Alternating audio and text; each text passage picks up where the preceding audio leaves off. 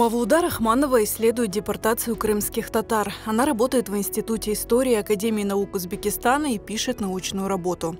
Demak, mani tadqiqot olib borayotgan mavzuyim O'zbekiston SSRga xalqlarning majburiy ko'chirilishi, ya'ni Sovet hokimiyatining O'zbekiston SSRga xalqlarni majburiy ko'chirish siyosatini yoritib berish mani tadqiqotimning bosh maqsadi hisoblanadi va bu to'liq jarayon bo'lgani uchun 1935-yil 1991-yilgacha mana shu deportatsiya siyosatining sabab va mohiyatini ochib berishni o'z oldimga asosiy vazifa qilib qo'yganman.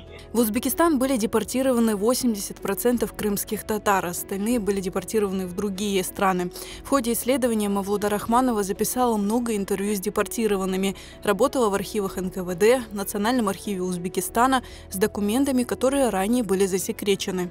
Bugungi kunda O'zbekistonni tarixiy adolatni tiklash borasida olib borayotgan demak siyosati tufayli shunday imkoniyatga ega bo'lib, haqiqiy tarixni ochib berish, 49-yilda 18 yoshga kirgan maxsus ko'chirilganlarning hammasi har biriga alohida tarzda demak ish yuritilgan.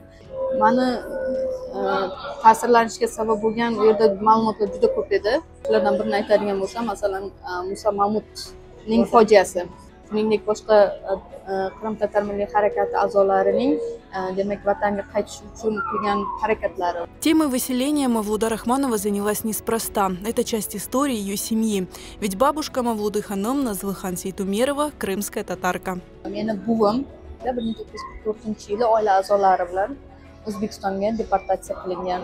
Buvim Bog'chasaroy shahrida yashagan va uning onasi Turkiyadan kelin bo'lib o'sha Qrimga kelin bo'lib tushgan va farzandlar ko'rib, u yerda oilasi bilan yashayotgan vaqtida urush boshlangan va ular xotiralarida aytadiki, bir qaraganimizda Sovet askarlari bizni qishlog'imizda yurgan bo'lardi, bizni hududimizda. Bir qarasang, nemislar bostirib kelgan bo'lar. Ya'ni qo'lma-qo'l o'tib yurgan vaqtlar edi, qiyin vaqtlar edi, ochlikda.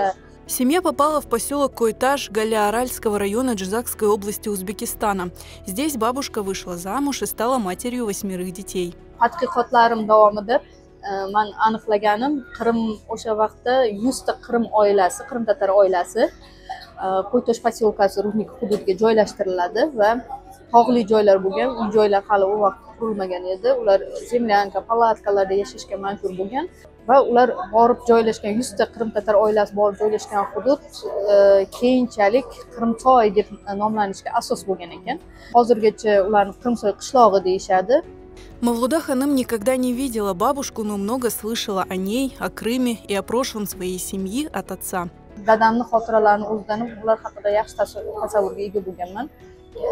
Va ular Qrim haqida o'zlari, masalan, opa-singillar yig'ilib, doimiy suhbatlar o'tkazib, oilaviy uchrashuvlar o'tkazgan vaqtlarda Qrim haqida ko'p eslashib, xotirlashib aytib bergan ekanlar suhbatlarida. В 90-е годы большинство крымских татар из поселка Койташ вернулись на родину, но несколько семей проживают в Крымсой до сих пор. Часть исследований Мавлуды Рахмановой связаны с возвращением народа в Крым. Ее мечта – посетить Бахчисарай и своими глазами увидеть родные края бабушки.